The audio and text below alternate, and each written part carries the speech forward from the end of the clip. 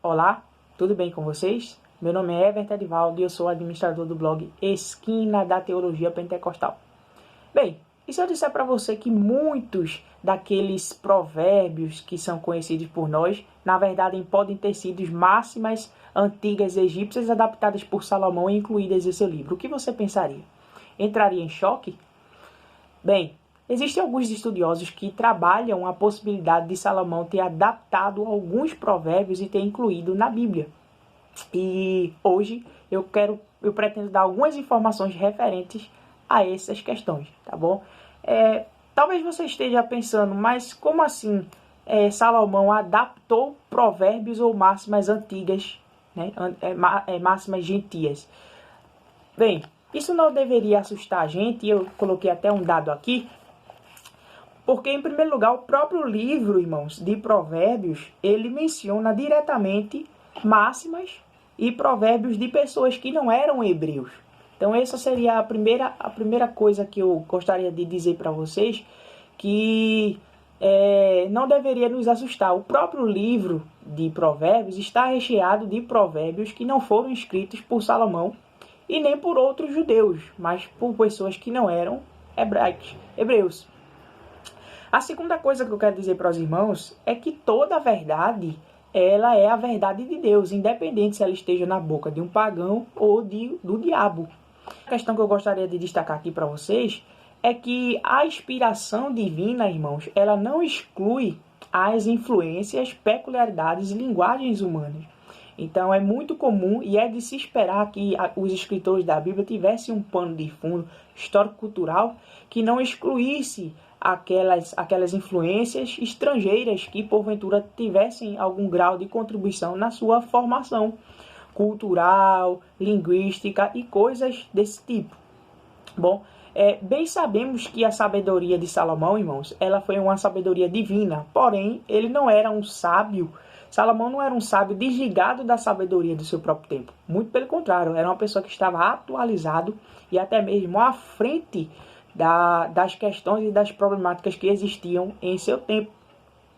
E, inclusive, irmãos, a sabedoria dele consiste até mesmo no ato de selecionar e adaptar a própria sabedoria egípcia que está ali inserida naquele contexto em que ele vive. Então, o próprio ato dele selecionar, dele editar, também é um ato de sabedoria. Exige sabedoria você pegar uma literatura estrangeira e selecionar aquilo que é verdade, aquilo que é verdadeiro e aquilo que não é verdadeiro. Tá bom? Então, dito isto, os estudiosos trabalham com a possibilidade de cerca de 23 provérbios ter sido derivados de Amenhotep, que viveu no século 13 a.C., no Egito. E essa hipótese ela se dá, irmãos, devido às muitas semelhanças que existem provérbios e máximas egípcias com provérbios de Salomão, tá bom? E qual seria então essa origem ou esse ponto de contato em que Salomão teve com a cultura ou com a sabedoria popular egípcia?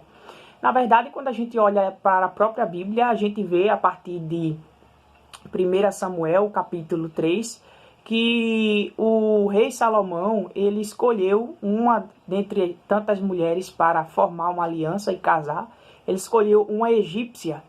Então é bem provável que tenha sido a partir daí que ele teve contato com essa sabedoria egípcia, tá bom? A partir disso, dito estes dados, eu gostaria de trabalhar com vocês aqui uma ou outra citação que seria uma prova dessa aproximação. Na verdade, eu queria indicar inclusive o trabalho do pastor José Gonçalves, ele que é pastor da Assembleia de Deus. Ele trabalha isso aqui na página, a página 13 e a página 14. Ele vai mostrar algumas dessas semelhanças. Inclusive, ele chega a dizer aqui, né, que embora não haja consenso, parece não haver dúvidas de que Salomão se valeu de muitas máximas que circulavam nos seus dias.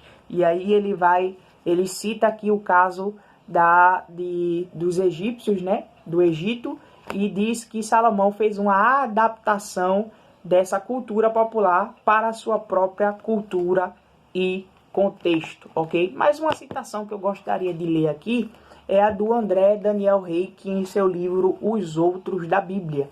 Esse livro trabalha muito bem como é que Deus ele se relaciona, ou como é que ele apareceu, como é que ele era visto nas diversas culturas que eram vizinhas ao povo de Israel. E eu quero ler para vocês um dos provérbios egípcios escrito pelo Ptah-hotep no século 24 a.C. Ele diz o seguinte, a frase dele é: os planos dos homens nunca se realizaram, o que se realiza é o que Deus ordena. Essa máxima, esse provérbio, ele trabalha o seguinte princípio, irmãos, e é um princípio que considera o plano humano como algo submisso ao plano divino. Quando a gente para analisar alguns provérbios de Salomão, como o provérbio 16 e 9, o 19 e 21, o 20 e 24, a gente vai encontrar um provérbio muito parecido com este, que diz assim: o coração do homem planeja o seu caminho, mas é Yahvé que firma os seus passos, tá bom? Então, essa seria o André Daniel, dá outro exemplo aqui. Ele fala também do provérbio de Amenemop, e do século 13, que eu já mencionei aqui para vocês. E ele diz assim: não se esforce em procurar ganho, para que suas necessidades lhe possam ser garantidas. Se as riquezas lhe são trazidas mediante o roubo, elas não passarão a noite com você. No romper da aurora não estarão em sua casa. Pode-se ver o lugar onde estiverem, mas ali não estão. Tomaram asas como gansos e voaram em direção ao céu. O provérbio correspondente, escrito por Salomão, seria o 23, versículo 4 e o 5, que diz assim: não te fatigues por adquirir a riqueza, não apliques nisso a tua inteligência. Nela pousam teus olhos e ela não existem mais, pois certamente fará asas para si, como águia que voa para o céu. Isso nos lembra uma reflexão e um debate atual acerca de outra temática, que é de como o cristão ele deve se relacionar com as culturas que lhe são vizinhas. E essa atitude de Salomão, se verdadeira, nos aponta para a seguinte direção: de que é possível que nós cristãos adquiramos e possamos aproveitar aquilo que é verdadeiro nas culturas que estão ao nosso redor, né? Então, isso hoje, em outras palavras, se configuraria não somente em provérbios, mas naquilo que a gente assiste, naquilo que a gente vê, naquilo que a gente ouve. E criou-se no meio evangélico e assembleano, e aí eu falo do meu contexto, que qualquer coisa que não é evangélica é profana, é ímpia, não é santa.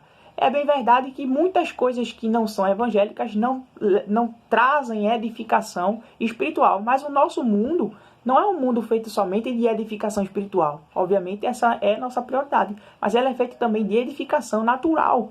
Existem coisas naturais que a gente usa para o nosso benefício, como por exemplo usar a internet, para o bom uso, claro, e várias outras ferramentas. Então, por que a gente não aproveitar uma boa música, um bom filme e tentar extrair dali um princípio, uma verdade útil e agradável? De verdade que a gente já tem a palavra de Deus para nos orientar. Porém, contudo, todavia, isso não nos exclui de criarmos ponte com as culturas que nos rodeiam. Isso, inclusive, nos facilitará na propagação do Evangelho e na aproximação de pessoas. Amém? Que Deus abençoe você, que Deus abençoe a sua vida. Compartilhe esse vídeo e nos ajude com o nosso trabalho.